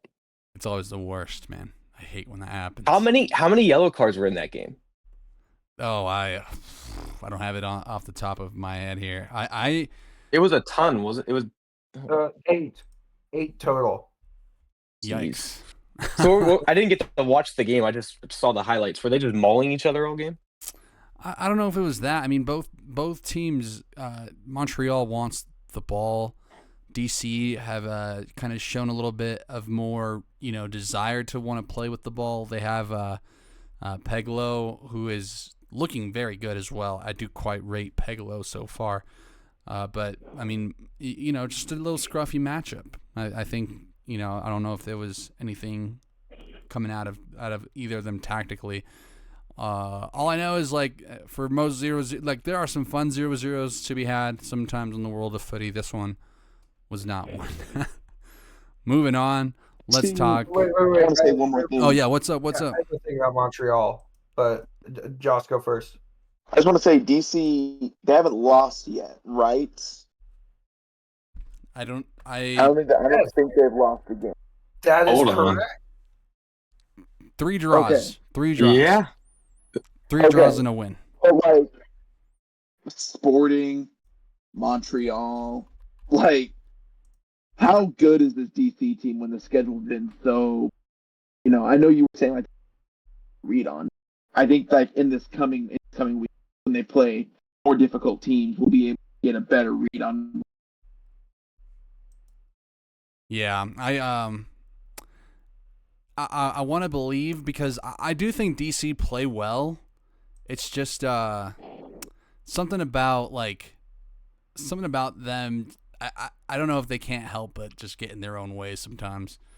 But Pirani, I remember he came off. He was very upset because he definitely felt he could have contributed more. I don't know. Kojima had a good game at the holding mid spot. I don't know if that lasts long. I don't think he looked too good in this one. But DC, I mean, I'm just left with more questions after this one, really, because there's no. You should start writing articles, Juan. The headline for this one could be "Canadians sticking it to DC MLS edition," something like that. That's really what it was. I mean, Montreal is also without Samuel Piette, who I think is very underrated. But by and large, man, the road gauntlet for them it's hard. I mean, for them, this is awesome, right? A big point on the road, but we won't really see what they are until they get some home games underneath their belt. Yeah, that's one thing for Montreal. Another thing that's been interesting to me is what happened to Mahala Opoku. Yeah, I remember when they acquired him in the middle of 2023. I was like, how did Montreal pull this off? He's been very underwhelming there. And I understand he's a very direct player in a team that wants to be patient and intricate with the ball. But LAFC was like that too. Were they not? Yeah, they definitely were. I don't know why there isn't a spot for him in this team, and he's only 23 years old.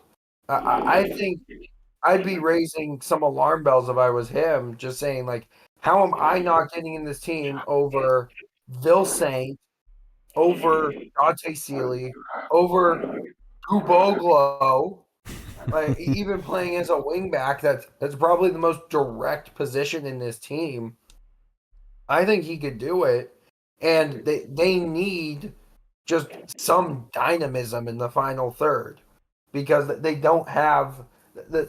I think they're still building the structure that they want, but they still need a chaos guy there, and Opoku is absolutely a chaos guy. He needs to be playing a little more. He was an unused substitute in this game, in a 0-0 draw away from home. I think that says a lot. Anybody else want to jump in on this one? Let's with no other comments there. Let's head to LAFC. Get the debut of Cengiz Ünder. I said he gives me a little bit of a Carlos Vela vibe, but the story was not with LAFC. It was with Austin, who get a goal from Guilherme Biro early on in the first half, and just ride that 1-0 goal. Very St. Louis-like. Maybe not as polished on the defensive end. LAFC definitely gave them a little bit of concern here and there, playing the LAFC style. But Austin, cleaned up, tidied up in the back. Let's go to Jeremy, man. What did you make of this one? I'm going to start with the losers in this one because the front three of Ünder, Abobasi, and Bouanga, they're all trying to create for themselves. There isn't someone in that front line who is going to be the selfless player who doesn't want to be taking the final shot and is more okay with letting one of his teammates do that. That's an issue. It also doesn't help that they don't have a true playmaker in midfield. Like Tillman, technically in this game, he created 4 chances. None of them were that outstanding, if I remember correctly. I don't remember like any big clear-cut chances that they had that weren't just like scrambles in second half stoppage time.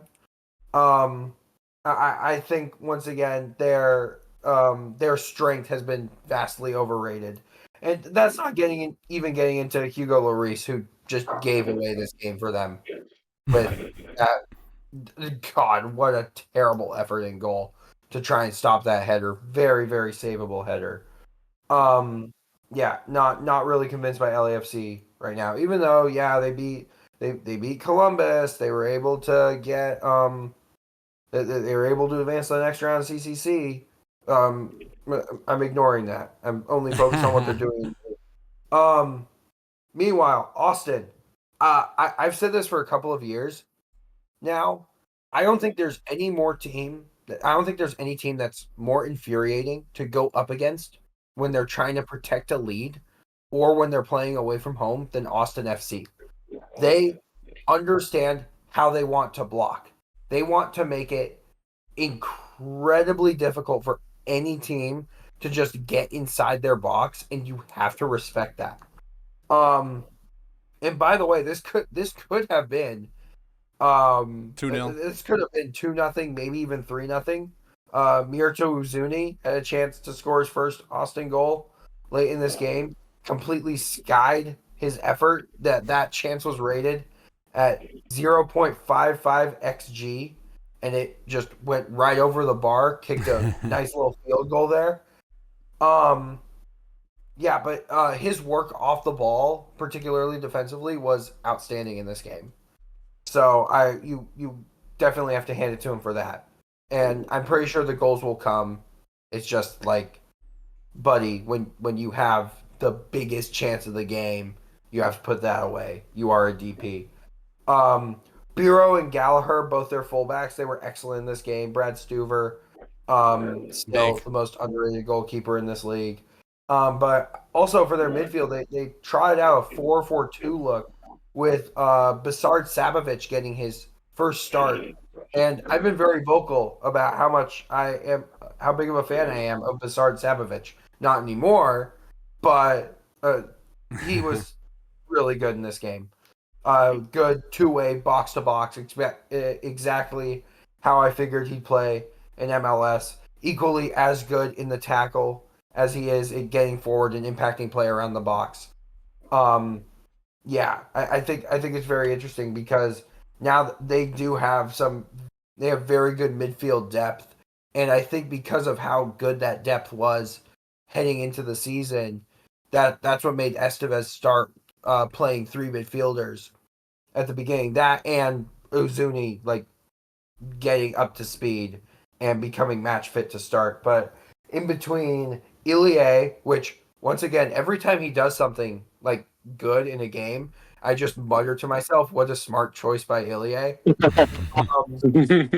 then Savovich, who just started, Danny Pereira, who's still a very, very good player and only 24, and then Nicholas Dubersarski, the defensive mid who they signed, the U22, who I know Juan is very high on.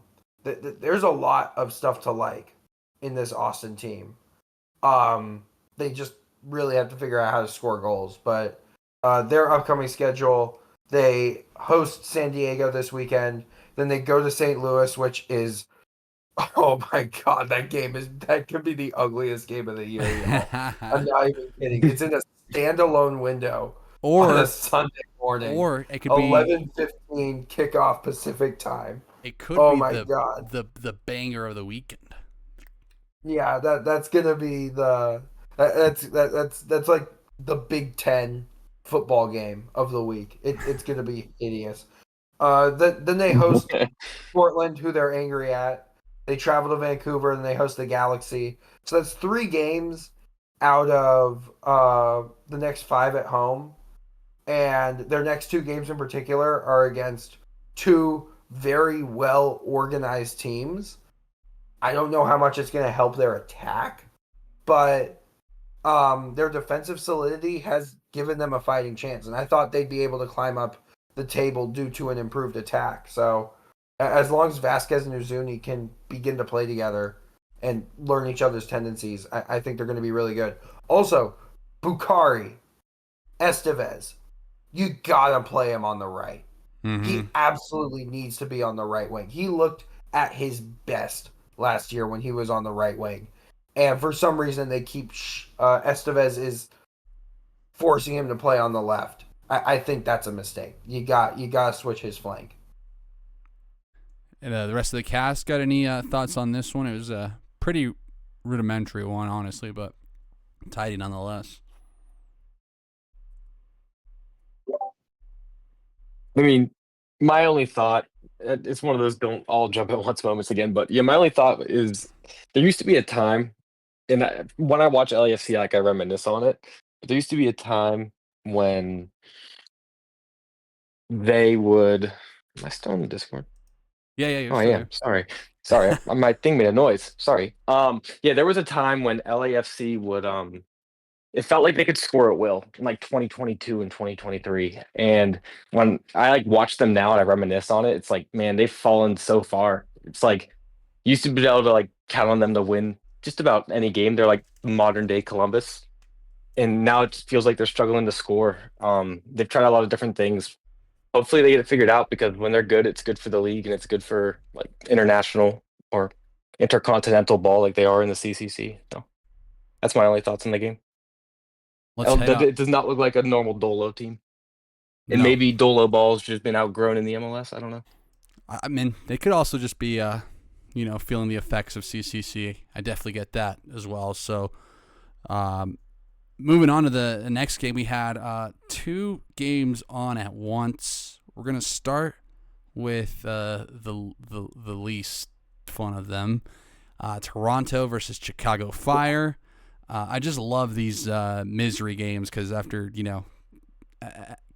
right before DC and Montreal's 0-0, I was watching Toronto-Chicago, and Toronto is they pretty much have nothing in the attack. I will say there are some goals that they concede that are just very boneheaded. and very low XG chances that they're just letting in could be something to look at towards Sean Johnson. But, I mean, it's not like anybody else is covering themselves in much glory here over in Toronto. Bernadeschi looks still like like there's a player there. But, it's really hard when, he's combining with some of these players that just haven't been given the team much in recent spells. Chicago, on the other hand, Hugo Kuipers, guys. Hugo fucking Kuipers. I am so happy that he is kind of figuring it out on a much better team than last year's side. Can't sing Kuipers' praise enough. I know it's against Toronto. I know he should be scoring here, but man, one of my early picks for Golden Boot there, and I think he's like 3 or 4 now after 5. I'll have to get a big check-in on the standings, but did anyone manage to catch this? Anyone have any thoughts on this one before we go to the last one? I'm a big fan, particularly of the talent that Chicago has on the flanks, both their wingers and their fullbacks. Andrew Gutman, who has been underappreciated in this league for years, that this is the year where everyone's finally going to become an Andrew Gutman appreciator, because he's playing on one of the people's champions, the Chicago Fire. Bamba also, that's still a very good signing. I really like what I've seen from him at the start. He's got 3 assists in the first 4 games. That's as good of a start as you could want.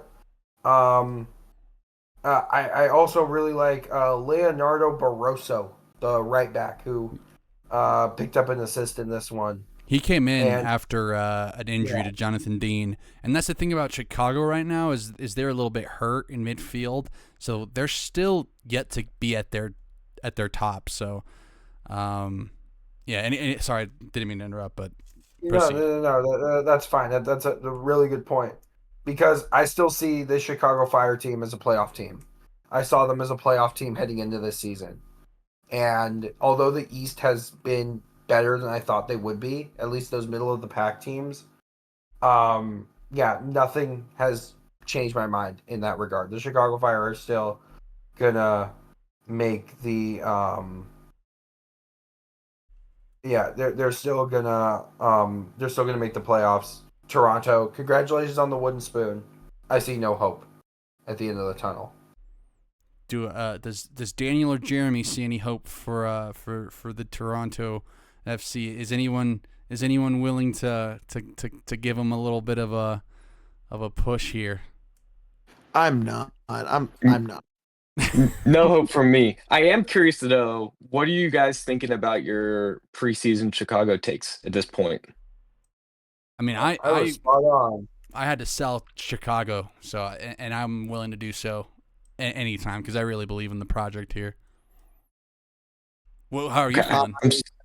I'm nervous about mine. I think I might have rated them a little bit too low. I think they're going to be a playoff team. I think that between that 4 and I think 4 is a little too high for them right now. Probably because you had them at 4, Juan. But like, I don't know, that 7 to 9 range. Like, I think they look good for that right now. What about you? They're Joss? top 10 in the Shield right now. Top 10 Chicago Fire. We're so back. I had him, bro. Fuck. Oh no. Where did you have him? You did. I had him in 13th. You had him 13. Well, see, I think when we all put our brains together, we get a general good aggregate. Don't ask us about aggregate for them was 10. Oh well, maybe not.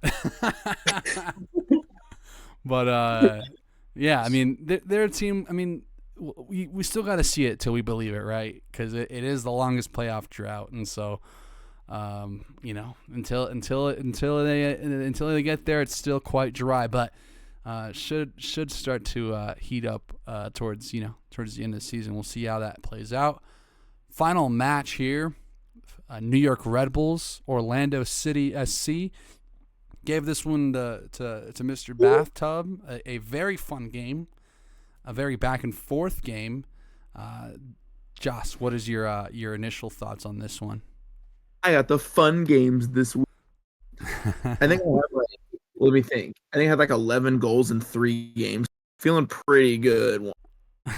I'm glad my check cleared. Hell yeah. Hope you'll spend that money well. The Red Bulls are a fun team to watch. It's that style that we've come to expect from them. It's like high octane, lots of energy, and it's been fun. Now, this doesn't mean that there's not going to be a few errors. And I think about Orlando's first goal through Martin Ojeda, where he should have been offside, but but Edwards just was unable to keep that line. Like he was in the Bronx. I know they play in New Jersey, but where he was standing, he was in the Bronx. And Ojeda goes clean through and scores a simple goal. And it's stuff like that that's like I think makes the Red Bulls fun to watch, because you're gonna see some boneheaded defensive errors because they play at such a fast level that it makes them fun to watch. They're a team to watch. Also, I want to focus on, because of like how high their level is, the level that they play at. Their 2 DPs are like 30, 33, and Choupo-Moting is 35, and they're playing with this high octane style. Like that's just going to be bound for injuries. So, I wouldn't be shocked if we see a sort of maybe a shift from Mr. Schwartz. It'll be interesting to see if Forsberg and Choupo-Moting can keep up at this level, can keep playing at such a high level. And then for the Orlando side, I always forget that Luis Muriel is. I know I shouldn't be, but I just feel like his signing last season was met with so much like, oh, this is kind of signing that moves the needle for Orlando, and then he hit the heights that we expected. I don't know if you guys agree or disagree, but it was good to see him get a nice assist here in this game.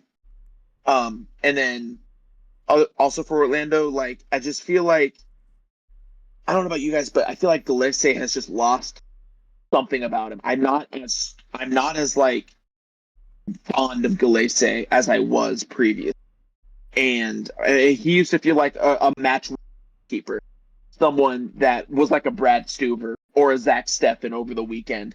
But I just don't think he doesn't move the needle for me as much as I think he did. Atuesta, again, a great pickup for Orlando. He chips in with another assist here, but his overplay was fantastic. He actually created the most chances in the match, which you wouldn't really expect for a DM. But in the shape that Orlando was in, it kind of matched the Red Bulls. I think he was given a more creative role, and that let him show off that more creative side. So overall, Orlando are still, I think defensively, they're still kind of a question mark, but with that attack, with Ojeda and Pasalic and Muriel and Angulo, we can expect some fireworks. And I think that this was a big encapsulation, because the 2-2 is a very fun game. The Red Bulls are fun, Orlando's fun, and so putting them together, you're going to get a fun game. But any other thoughts? Well, I mean, Duncan McGuire came into this one and almost nearly stole all 3. So between McGuire, Enrique, and Luis Muriel, Orlando are just stocked with strikers. Any one of them would be amazing, like as depth strikers on the Rapids. So the fact that they have all 3, I mean, on any MLS team, really, they could start on any MLS team. And the fact that they have 3 guys there, that all with their own skill set, like, it's kind of crazy, because you can't really, you could start 2 of 3 of them, but really they're all best kind of as a lone striker. So kind of an interesting problem over at Orlando. The New York Red Bulls, Raheem Edwards, he doesn't even challenge the offsides. He knew immediately, bro, that he played that guy offside. I thought that was kind of funny. But and Edwards had a horrific miss in this game too. Yeah. Wide really open. bad game from Raheem Edwards. Just wow.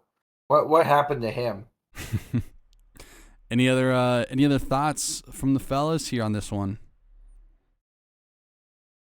Not really from me. I would say Orlando, is pretty much right where I thought they would be at this point of the season. They're always like a second half of the the season kind of team. At least they have been the last 2 years. So where they're at in their table standings and all that stuff, the first 4 games doesn't really shock me. Red Bull, on the other hand, for me to be able to meet the prediction that I had for them and then not have to do whatever punishment you guys dish out, need them to play a little bit better early on. So that's my only opinion on the game. We are about to approach the 2-hour mark here. Definitely had some editing I got to do in the middle of that, but let's start with Daniel, then Jeremy, then Josh. Where can they find y'all? You guys can find me on X, the Everything app, at Vox Pro MLS, and known as Major League Shill. Jeremy? Yep. You could find me at cascadiafc.substack.com where I write. Last weekend, the Portland Timbers told a story, and I just had to write about it. I didn't have to do that much. They told it. I put it on paper. You can go read that. It's a great piece. Very good piece. Yeah. Meanwhile, you can follow me on the Elon app at Sports Guy Jeremy and on Blue Sky at jeremypeterman.bsky.social. Joss. You can find me also on X, the Elon app, at Josh Bathtub, and then also on X and Instagram at Off to See the Wizards, putting up some content out there, some SKC stuff. So if you're a fan of that, go check it out. I must say I am a big fan of what you put out. That was a really good reel, good short form content, plaguing the minds of the youth. Got a good one coming out for this game too. I'm excited. So for this LAFC game this weekend. Yes. That should be I'm thoroughly excited for that. You can find me at juanners.bsky.social. You can find Box State Footy on all platforms, including YouTube, wherever you find your podcast, on X at Box State Footy. And we'll see ya when we see ya. Have a great rest of your week. Bye-bye.